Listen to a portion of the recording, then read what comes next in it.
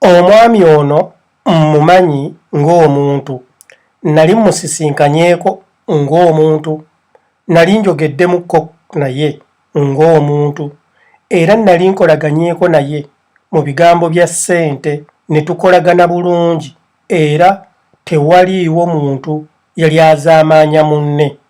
Omwami ono nali nsuzeeko ewuwe okumala 2 nights, era omwami ono nze nga Edi Mizaya mbadde simanyi saidi ye ndala.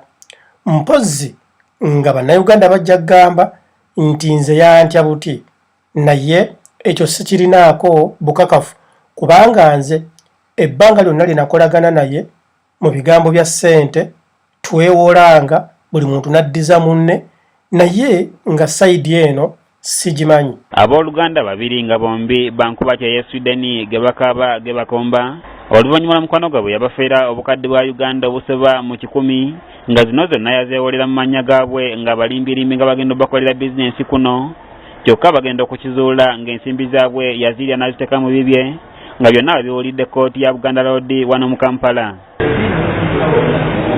Kayemba Shirafu ne Nantumbwe Immaculate bebekubidde endulumba obuyinza oluvannyuma lw'omuvubuka nategerekese nga Wairindi Jacobo amanya gakozesa Sweden songa kuno akozesa ga amala Isirairi okufeera ab'enganda z'abano abaali Sweden ne yeewola ensimbi mu mannya gaabwe nga balimbyerimbye nti agenda kubakolera bizinensi kuno. Kayemba Shirafu agamba nti omuvubuka ono eyayita Jacobo Wairindi abadde mukwano gwa nnyina Nfiirabulago Namatobuzaamu abeera Sweden, kyokka nga yamukolera ku buli kimu ekikolagana n'ensimbi, ng'olunaku lumu yeewola ssente mu mannya ga maama ng'amusuubiza nga bwe yali agenda okumukolera bizinensi e Uganda.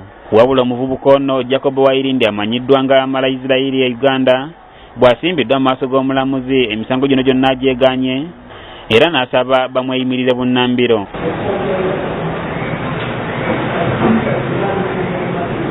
Ono yeeyimiriddwa kitaawe Wairindi Wilson omutuuze w'Ekirinnya Bigo Kawempe awamu ne Kyakoni Meni ng'akolera ku Benchwanuka Street, kakaluka kooti ka mitwalo 5 buli omu, era nga wano basabiddwa okuleka endagamuntu zaabwe ssaako ne paasipooti kutuusa ng'omusango guno guwedde. Omwami ono namutegeera nga mpita mu Brenda Brandon.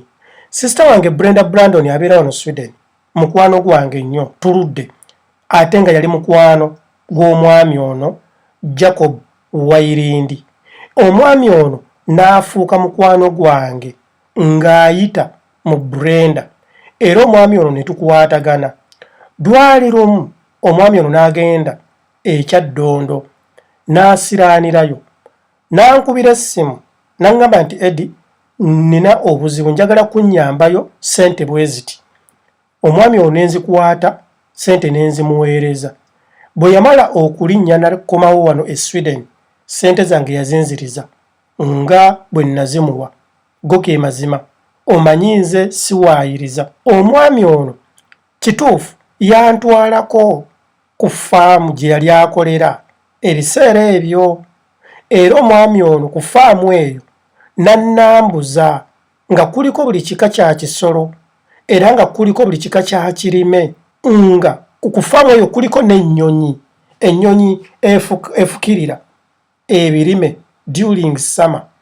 Era omwami ono nga yavuga ennyonyi eyo efukirira amazzi ebirime. Kwegamba omwami ono ku faamu eyo gye yali nga ali very important, nga buli kintu kyonna akikola nga bemumanyi omuntu avudde Uganda nga atobye. Kati omusajja ono yava Uganda ng'ebintu abimanyi, nga makanika, ng'akola biki, nga buli kidduka ekiri ku faamu akivuga, ng'avuga tractors, avuga bino bimajegere, ng'avuga bisala emiti, ng'avuga n'ennyonyi. Baagimuyigiriza ennyonyi kuba yava Uganda nga tagimanyi. N'olw'ensonga eyo omwami ono mmumanyi eby'amazima, naye ensonga ze bamwogeddeko wano mu kkooti ne bannayuganda abamu, waliwo omukyala gwe bayita Zaamu yayogedde ne Edi Mizaya, yankubidde essimu n'ambuulira. Omukyala ono Zaamu nga naye nali musisinkanyeko ng'omuntu, naye mu kumusisinkana era nali n'ono omwami Jacob Wairindi. ye yantwala n'ensisinkana omukyalo ono. Mu kumusisinkana Jacob yabagamba nti mukwano gwa Eddie Mezaya. Abakyala bano ne bamugamba nti twagala okulaba ku Eddie Mezaya. Bw'abanga azze ewuwo tuyambenga omutuleetereko just tumulabeko bulabi. Era lwakya lumbe nali ngenze wa Jacob eyo. Kaakati n'antwala ow'omukyalo ono bamuyita Zaamu. Ne mbasangayo omukyala Zaamu ne muwala we ne tubuuziganyaako. Kaakati omulundi ogwazzeemu okwogera nabo nga Zaamu ankubidde essemu omukyalo ono ng'ambuulira ebizibu ebyamutuukako. Zaamu yaŋŋambye bw'ati, bino ebigambo bya Zaamu, nze Eddie Mezaya saaliyo, nti ku lw'okuba baali bamukwano ne Jacobs Wairindi ono omwami gwe baasimba mu kkooti. Jacob bwakya ku makya n'agamba Zaamu, naye okimanyi nti basobola okukuwola ssente. Zaamu n'agamba simanyi kubanga balabika tebasobola kumpola ssente kuba sikola. Nti nze mbadde ŋŋamba tugezeeko tulabe, mpa personal number yo tulabe. Ye Zaamu nga agiwa omuntu gw'aludde ng'akolagana naye ate mukwano gwe. Oba kitegeera kaakati naddira personal number ye n'agiwa Jacob Wairindi. Personal number yeeyo ennamba okubeera fayiro yo. Kitegeeza nti nno buli wantu wonna w'ogenze n'oteekayo ennamba eyo tewaba dawuti obeera ggwe kuba ennamba yo gwe wekka gw'ateekwa okugimanya. Oba ontegedde n'abantu abakula ennyo okumpi ng'abaana bo, nga mukyala wo, oba nga omwami wo, oba ng'ab'obuyinza be bateekeddwa okumanya personal number yo. Kaakati bwe yamala omuwa personal number ye, ono n'adduka buddusi mbu Jacob n'agenda direct ku internet n'atandika okujjuza empapula ezisaba looni. N'ajjuzaamu emitwalo 16. Kati emitwalo 16 be yagijjuzaamu ne bamulaga nti nno omukyala asobola okufuna ssente ezakkirizibwa. Era amangu ago omwami ono n'ategeeza omukyala nti bagambye basobola okuwola ssente. Naye kaakati Jacob mu kujjuzaamu wali ewagenda akawunti namba yateekamu akawunti namba eyiye eya Jacob. Kaakati bwe yagira nti congratulations, you're eligible to get the money but it is not transferred because there are differences in the accounting ne personal number. Kaakati Jacob n'alyoka akubira omukyalo n'amugamba nti wange basobola okuwa ssente naye mpeereza akawunti namba yo. Kati omukazi n'amugamba nti wagezesezza otya ate nga obadde tolina akawunti namba yange. Jacob n'amugamba nti nedda akawunti namba nabadde ntaddemu yange nga njagala ngezese. Omukazi n'agamba kaakati ky'ogamba ssente ze babeera kuziteeka ku akawunti yo nga oli mu kugezesa. N'amugamba nedda just mbadde ngezesa naye mpa akawunti namba yo njiwa omuntu wange waliwo agenda okunsindikirako ssente njagala aziteeke ku akawunti yo kuba akawunti yange nti kuliko ssente nnyingi.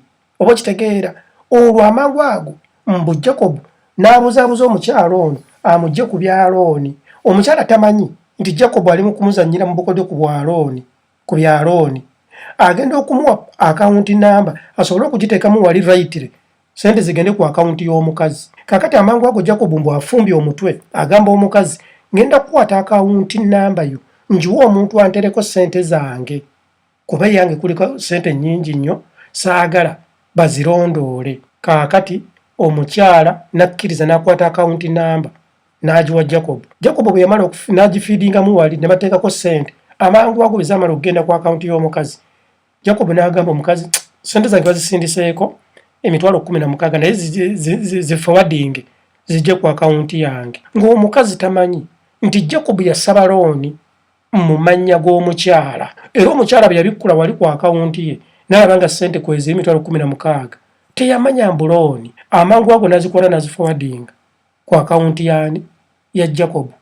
Kaakati bwe yamala oziforwardinga ku akawunti ya Jacob mbu Jacob essaawa eyo n'amulimbalima naye omanyi simanyi tukole African shop. Kaakati n'ekirala waliwo ddiiru gye nalabye tusobola okwewola ssente amangu ago amuyingizaamu ddiiru endala tusobola okwewola ssente twewoleyo miliyoni nga 3 oba 4 kati bw'obeera ng'olinayo mukwano gwo asobola naye okwewola ssente nange neewole nawe weewole ne mukwano gwe yeewole twewoleyo miliyoni nga 10 plus oba twegatte twewole lumu emiliyoni 4 eza Uganda tukole African shop wano tujja kuba twekozesa ate tujja kufuna ssente n'obuyambi bungi nnyo okuva mu gavumenti nti kale kaakati omukyalo ono ng'afuna mukwano gwe mbu ng'amubalira ddiiru omukyala ng'akkiriza okuyingira ddiiru amangu ago Jacob amuli bubi omufunye nti mufunye kaakati ng'amugamba nti mpa details ze naye ndabe wano nga naye amuwa details ng'amuwa amannya ge ng'amuwa personal number ye amangu ago Jacob era ng'agenda ku computer era ng'asaba ssente mu mannya g'oli omukyala amangu ago ng'ajjayo account number akola ki amuwa account number y'omukyala nga n'omukyala bamuwa ssente omanyi bannayuganda mu abali eyo ife n'abali e Bulaayi okufuna ssente okuzeewola kubeeranga kwata oba kusamukka ng'omuntu bassa omukka n'agufulumya bwe kityo bwe kiri tekirimu nti noleeta bino kasita oba nga toli kulimino muntegere bulungi kasita oba nga tolina misango ssente bazikuwola at any time kati omwami ono yafuna abantu bano mbu n'abeewozesaako ssente mu bbanka ebigambo bino baŋŋamba bigambe mbabuulidde nti nze ono omwami nakolaganako naye mu ngeri bweti ey'okwewola obusente naye teyankumpanyaako era bwe bampeereza eggulire lino natidde ne ŋŋamba yii kituufu kaakati ate zaamu nankubira n'omukyala nambuulira ebintu bino kaakati njagala mbabuulire bannayuganda kino si kye kibadde ekikulu kiribadde bwe kiti nti mwami Wairindi Jacob yagenda n'aleeta omuwala ono yamugja e Uganda nga girlfriend we yasooka n'amusabira visa okujja Sweden direct omuwala ne bamumma kaakati Jacob nga bemanyi omugezi aba mugezi n'awatanya omuwala n'ayita e Germany bwe yayita e Germany of course n'ayingira e Sweden bwe yatuuka wano omuwala ono ne bawatanya omuwala ono ayingira enkambi nebigaana oba kitegeera nga tewali abawa magezi olw'ensonga emu nze Jacob omuwala ono yagenda okujja nga tumaze bakita aparting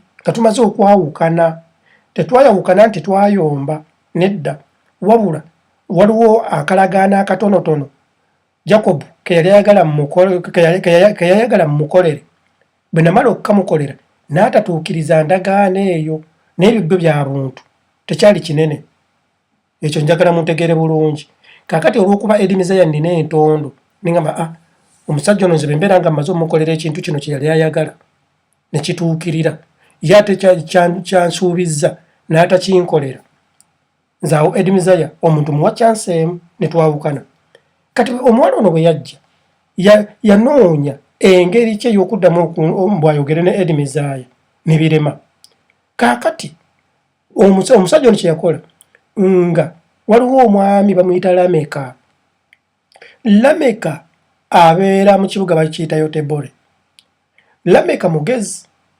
n'amutuukirira bwe yamutuukirira Lameka n'amugamba nedda nze sisobola kubeerako kintu na kimu kye nkugamba nga tetusisinkanye maaso ku maaso soogerera bintu ku ssimu kakati n'alabanga ono nga Lameka ow'olugezigezi omuwala n'aba ng'alemereddwa okufuna omuntu omutuufu amugamba ABCD y'okuyingira enkambi naye ekibuuzo kyange kiyinza okubeerawo nti lwaki Jacob yali ayagala omuwala ono ayingire enkambi lwaki teyamuwa mpapula ng'ate Jacob ye yalinga alwana amuleeta era ye yamuyiiza paka lwe yayingira ekirala Jacob yali akola ekirala nga Jacob si mufumbo lwaki teyasabira munne empapula ebyo sijja biyingiramu kubanga neebuuza lwaki teyeeyimirira muwala ono kumuwa mpapula ate lwaki yali ayagala omuwala agende mu nkambi ate nga mukazi we abantu bangi nnyo abali mu mbeera eyo nga bajja ono ne bagamba basiyazi nga batuuse n'okuzaala abaana ne babakweka eyo ne beegayirira abakazi bambi toyogera nti olina omwana wange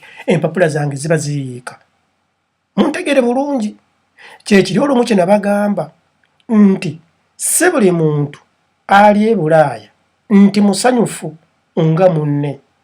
Waliwo abali e Bulaaya nga kituufu alina empapula naye ng'empapula ze ate zaamuteeka buteesi mu kkomera for a certain period of time. Ate ne wabeerawo n'abantu abalinga ba Edi Mezaaya nti Edi Mezaaya nti yes yafuna empapula leero nti ye enkeera nga nina okubeera n'omukazi. Oba kitegedde?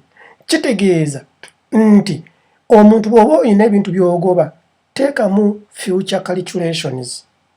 Ojjagge kujja wano weewaayiriza nti oli musiyazi. Mbabuulira mikwano nti toyagalangako ku mukazi oba toyagalangako ku musajja ky'otali. Kaakati olina emyaka 3 katugambe kale olina 35 okko olina 3 kaakati ekyo ekintu kijja kukusiba okumala emyaka nga 6 mu maaso onoogenda okukivaamu ng'okuze oyingidde emyaka 4.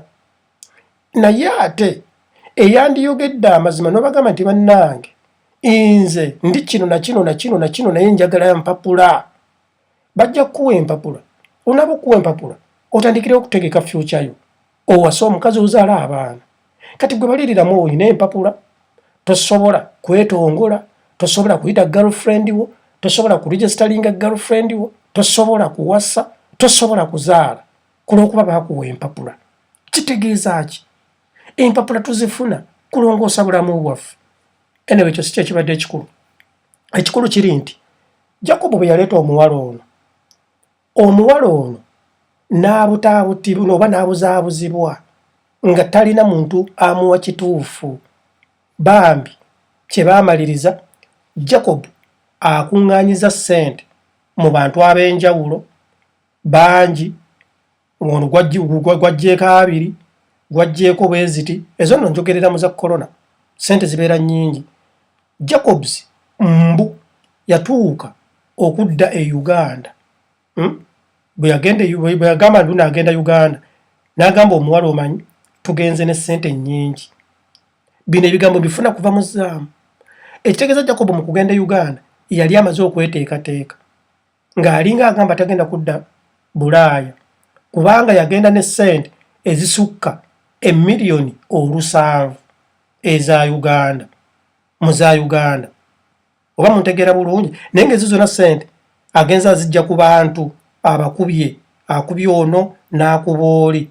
Ebigambo bino baŋŋamba bigambe omukyala Zaamu kubanga nze saaliyo, era Zaamu ye yamukwata e Uganda n'amunoonya ye Masindi. Omwami ono bwe yamala otegeeza omuwala ono nti omanyi ssente tuzifunye tugende Uganda, tudde Uganda. Oba kitegeera omuwala bwe olaba okutuuka wano akatabo ke passport n'agikwata n'agijjako. Ndowooza ono omwami yamuwa amagezi gyejjeeko. Kati bwe yali agenda okudda e Uganda, omwami n'agenda ku embassy n'abamatiza ne bamuwa ekipapula ekikkiriza omuwala ono okulinnya ennyonyi. Omuwala n'alinnya ennyonyi ku kipapula n'agenda e Uganda ng'omwami amusuubizza badde Uganda ssente bazifunye bagende basetolinge bakole ebirala. Muntegere bulungi, emitwe gino simanyi oba gikola gy'osa. Omuwala ono n'atatunuulira future ye. Otawaanya okuyingira ensi zino kyokka oli n'akulimbalimba n'agamba mbuno simanyi tugende ki tukole ekintu bwe kine bwe kiti, nga bw'otuuse mu nsi zino tasobodde nakweyimirira okulaba nti nno asobola okukusiteerayo akabega, oba tasobodde nakufunira abantu batuufu basobola kukuyambako obeere mu nsi zino, ne naakubuzaabuza nti nno odde Uganda ebintu nti bwe bityo. Bannange ebintu ebyo ndowooza bannange mubyegendereze. Kyekiri kye nabagamba nti buli muntu mu nsi muno afuna ku mukisa. Kaakati munnange Jacob mbu atuuka ku airport ng'alina okukyusa ssente. Ssente n'afuna abantu bannayuganda abo mikwano gyabwe bazzaamu abo bonna bangi baamuyambako mu kukyusa ssente ku airport. Mbu ng'abakubaganyizza nti nno agenda Uganda bagenda kuseetinga bintu.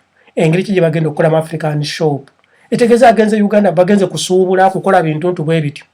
Ssente zonna ne bamuwerokaminga bulungi nnyo era n'agenda n'omudidi gw'ensimbi ku airport ne bazikyusa ne bazimukwasa ne banaalinya ennyonyi. Atuuka batuuka Uganda teyaddamu kuwuliziganya n'abantu be. Oba kitegeera kati omukyala Zaamu alina abaana be era yoyo omwana gwe mubadde mulaba ayogera ennyo mu kavidiyo ako. Naggulawo omusango ng'alaba tebakyabitegeera. Olwo mbu Jacob alina n'abantu abalalala be yali akubyekubye akasimbi mu ngeri eyo, era abantu bangi bali mu kusasula mabanja ga looni ge batamanyi. Jacob yazivinga yabalimbalimba nti no bagenda okuyisa ssente ku akawunti zammwe, ssente zange, kyokka ng'ate olwasabe ssente mu mannya agaabwe. Oba ntegeera bulungi. Kaakati Jacob bwe yatuuka mu Uganda n'agenda emasinde eyo ng'akozeyo faamu. Oyo omwana alabika mugezi. Yava e Kampala n'abaniga ne bagenda paka Masindi ne bamutikka okuva e Masindi ne bamuvuga paka mu kibuga. Kaakati kwe kumusimba mu kooti naye lucky enough ne bamweyimirira. Lwaki njogedde ku story eno era simanyi oba mmwe munaafunamu kubanga ebadde y'amatobotobo yakugattirira. Abaana abawala mwegendereze.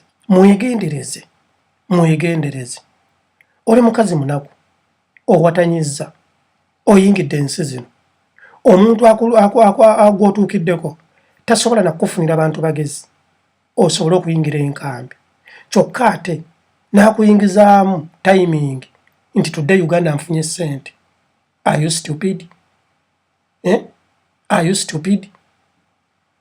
Emyaka gyonna gy'olwanye okulaba ng'oyingira ensi zino omaze okufuna omukisa. Lwaki tokozesa ku mukisa ogwo? Lwaki tokozesa ku mukisa ogwo? Lwaki tokozesa ku mukisa ogwo? Omuwala oyo nno gwe njogerako mbu wa university alina mbu degree. Oba kitegeera?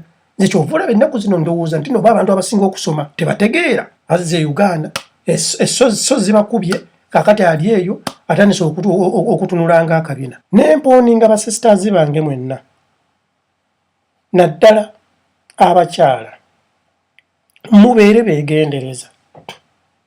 Omusajja oba omuntu yenna takulimbalimba n'akuggyako personal number yo n'ogimuwa. Bw'obeera ng'ogimuwadde olina okubeera cautious era mubeere bagezi.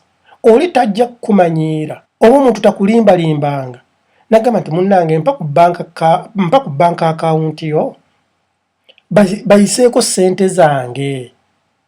Lwaki ssente balina ziyisa ku bank account ya Edi? Lwaki ssente toyagala baziyise ku account yo? Gwe olowooza account yange beneyitako ssente nnyingi ennyo nga gwe bw'ogamba toyagala ziyite ku account yo? Nze ndibiddamu ntya nga bambuza ssente zino nnyingi ennyo zaavaawa in case nga statement ebadde ntuufu? Nze njagala bannayuganda ffenna tubeere basanyufu. Edi MEZAYA nga bwe ndi musanyufu n'abalala babeere basanyufu. Bamaama kati wolabayo wano basisita ono Zaamu alinawo ne mukwano gwe bali abakyala basatu beewola ssente mu banka mu mannya gaabwe nga tebamanyi. Omusajja n'abalimba mu ssente bagenda kuyisa ssente zange ku akawunti zammwe, kyokka nga ssente azeewoze mu mannya gaabwe. Ssente n'azifuna. Bwe kibeera nga kituufu nga Zaamu bwe yaŋŋambye, kuba nze mbabuulire nti Jacob nakolaganako ko naye teyanzibako okuddako ka small agreement akajjawo nti Edi njagala onkolere kino nange nja kukolera kino. Nze ne mukolera kye yali ayagala ye n'atakinkolera. Awo ne tukola ki? Ne tukaatinga. Omanyiza I don't give a second chance. Era bannayuganda mbeegayiridde kati emitwalo 20, emitwalo 16, emitwalo 25, simanyi 20 mu mmeka omwami ono yeewola mu mannya g'abantu bambi kati bali mu kutoba okusasula amabanja ago bannange ssente nnyingi. Imwe muzikyuseemu mulaba emitwalo 25 mu korona zenkana ziti eza Uganda. Emitwalo 20 mu korona zenkana ziti eza Uganda. Ezo ze ssente olinga alimbye banne bagenda kukola African shop, bagenda kukola biki? Naye ng'ate omuntu abalimbye munnayuganda munnammwe simanyi oba vidiyo eno mugenda gifunamu. Mbagambye ebigambo bino bye mbagamba banga biŋŋambye bugambi. Omukyala bamuyita Zaamu njagala bannayuganda buli obanga ogenda okukolagana n'omuntu mu bigambo bya ssente weebuuza ebibuuzo bino. Does he, does she have a name to protect? Kyekikulu kya byonna. Waliwo abantu abatya okuswala. Eddie MEZAYA nze nja kwewaako example. I have a name to protect. Family yange abaana bange bali wano, njagala abaana bange babeere bulungi. Eddie MEZAYA bwe nankyankalanya omuntu ne mubbako miliyoni 2 nenzira e Uganda, abaana bange nja kuba mbakyankalanyiza. Ababadde bagenda okukula nga beeyagala nga balaba Eddie MEZAYA taata tuzanya ffenna tebikyaliwo, nja kubeera nga ndi mu kudduka. Oluusi nkole ne relocation ngende Uganda. Ate ne Uganda ojja kubeera ku wanted ever kuba abaana be Uganda bo ba suicide. Tojja kubba muntu oddukire Uganda. Nedda. E Uganda y'ukyangu kiggweeraawo. Nedda. Simanya ate taata yadduse Eddie ali South Africa, Eddie ate ali Gindi, sikyasobola kuyingira Europe. Ate biki abaana bange kati babeera baagala okundabako be bajja, ate be bajja e Kampala e Uganda balina kutambula ne bajja e Masaka oba ne bajja e Mbalala. Nedda. Eddie MEZAYA, I'm a free man. I have to be moving freely. I have to be speaking freely. Sirina kubba muntu. So, my dear sisters, mwebe nsinga okuwoninga, simanyi obebeera laavu oba just being myopic, mbasaasidde naye mubeere beegendereza. Si buli muntu yenna akusekedde nti abeera aseka.